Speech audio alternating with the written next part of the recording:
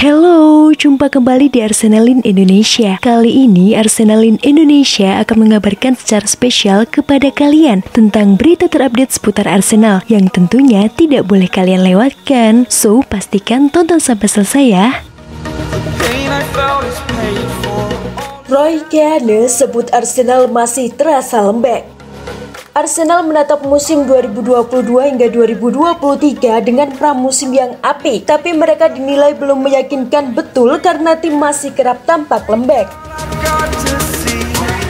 Laga lawan Crystal Palace di Selhurst Park Sabtu dini hari waktu Indonesia Barat akan jadi ujian pertama buat skuad Mikel Arteta. Satu hal yang dikhawatirkan gelandang legendaris Republik Irlandia Roy Keane adalah mentalitas The Gunners. Baginya, Arsenal musim lalu menunjukkan betapa mereka sangat lembek sebagai tim. Arsenal membuang kesempatan emas finish 4 besar saat kalah dari Tottenham Hotspur dan Newcastle United di pekan ke-36 dan 37. Gabriel Jesus dan Alexander Zinchenko memang datang musim panas ini dan menyuntikkan mental juara. Namun itu tak akan menghilangkan seketika kelembekan di dalam tim, khususnya di lini belakang. Cara mereka menuntaskan musim lalu itu adalah sebuah kemunduran besar. Arsenal seharusnya bersaing untuk 4 besar, jadi kegagalan itu dan finish di belakang Tottenham adalah sebuah pukulan telak, ungkap Roy Keane yang kini jadi analis kepada Sky Bet dan dilansir Metro. Masih ada kelembekan di tim ini. Oke, mereka masih muda dan terkadang dibutuhkan pemain-pemain berpengalaman untuk menuntaskan tugas di laga-laga besar. Tapi ada kelembekan di antara mereka, termasuk dua bek tengahnya. Mereka tak meyakinkan, imbu pemain legendaris Manchester United ini. Arsenal masih menjadi salah satu tim dengan rata-rata usia terendah di Premier League 2022-2023. Dengan rata-rata usia 24,9 tahun, mereka cuma kalah dari Leeds United dan sejajar dengan Brighton dan Hove Albion dan Manchester United sementara ini.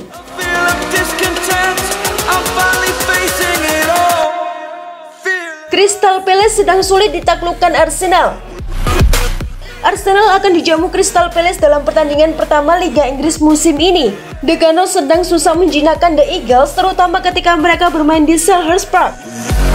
Dalam catatan Opta, Arsenal sedang mejan saat berhadapan dengan Crystal Palace. Dalam 8 pertandingan, Meriam London cuma menang sekali, imbang 5 kali dan kalah 2 kali. Kemenangan terakhir didapat oleh Arsenal pada 5 Mei 2022. Saat bertanding di kandang Crystal Palace, Arsenal menang dengan skor akhir 3-1. Nicolas Pepe bikin 2 gol dalam laga itu, 1 gol lainnya dikemas Gabriel Martinelli. Crystal Palace baru kalah sekali dalam 8 pertemuan terakhir dengan Arsenal di Premier League. Dalam 7 laga lainnya, The Eagles menang 2 kali dan imbang 5 kali. Pada pertandingan terakhir, Crystal Palace menang 3-0 atas Arsenal. Arsenal menjalani derby London pada pembuka musim Premier League untuk ketiga kalinya beruntun. Dalam 2 derby sebelumnya, Arsenal menang 3-0 atas Fulham dan kalah 0-2 dari Brentford.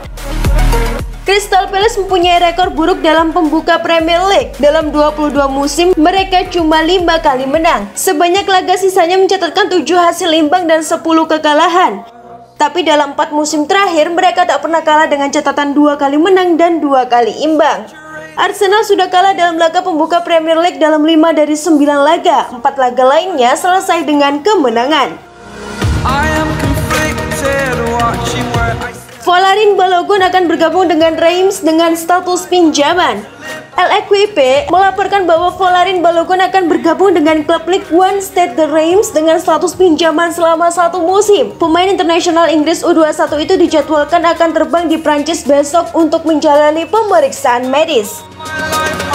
Kontraknya tidak akan menyertakan opsi untuk membeli. Setelah berkomitmen untuk masa depannya bersama Arsenal musim panas lalu, pemain berusia 21 tahun itu dipertahankan oleh klub pada paruh pertama musim lalu sebelum bergabung dengan Middlesbrough pada Januari. Dia kemudian mencetak 3 gol dalam 21 penampilan di Stadion Riverside. Balogun adalah striker muda berbakat yang secara teknis memiliki kecepatan, dan dia sekarang membutuhkan waktu bermain secara reguler untuk membuktikannya. Dalam pengertian itu, pinjaman tentu masuk akal.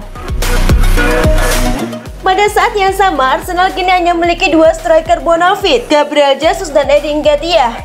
Di tim utama dan menghadapi jadwal padat pra-Piala Dunia yang mencakup Liga Eropa, Piala Liga, Piala FA, dan Liga Premier. Akan menarik untuk melihat apakah Mikel Arteta dan Edu ingin menambah kekuatan lebih lanjut secara mendalam di area itu dalam beberapa minggu mendatang. Blak-blakan Presiden Lazio, tunggu perang harga Arsenal, Man United untuk Milinkovic-Savic. Presiden Lazio Claudio Lotito blak-blakan menunggu dua raksasa Liga Inggris Arsenal dan Manchester United untuk Sergej Milinkovic-Savic. Sergej Milinkovic-Savic terlihat mapan di Lazio akhir-akhir ini. Meski demikian, tampaknya bakal ada perubahan drastis di kubu Lazio mendatang seiring mencuatnya ketertarikan Arsenal dan Manchester United. Menurut Il Messaggero, Presiden Lazio Claudio Lotito menunggu Arsenal dan Manchester United berperang harga untuk Sergej Milinkovic-Savic. Kabarnya Lotito menginginkan gelandang berpaspor Serbia itu dilabeli cukup tinggi seharga 60 juta euro atau sekitar 912,5 miliar rupiah. Namun rupanya Manchester United dan Arsenal tidak sendiri. Juventus tiba-tiba bergabung meramaikan perburuan Milinkovic-Savic seusai Paul Pogba dibekap cedera. Kendati demikian, Bianconeri dirasa sulit untuk ikut perang harga guna mendapatkan jasa Milinkovic-Savic, sehingga mereka juga memantau gelandang PSG Leandro Paredes. Milinkovic-Savic sendiri masih terikat kontrak dengan Lazio hingga Juni 2024. Jika tidak ada klub yang memenuhi harga yang diminta, Lotito akan mempertimbangkan untuk mempertahankan pemain di 2022 hingga 2023. Itulah tadi beberapa berita hangat dan fakta menarik seputar Arsenal. Bagaimana pendapat kalian, Gons? Tulis di kolom komentar ya. Stay safe and stay healthy, Uganders. Bye-bye. Standing tall, fear I weighed the person you are.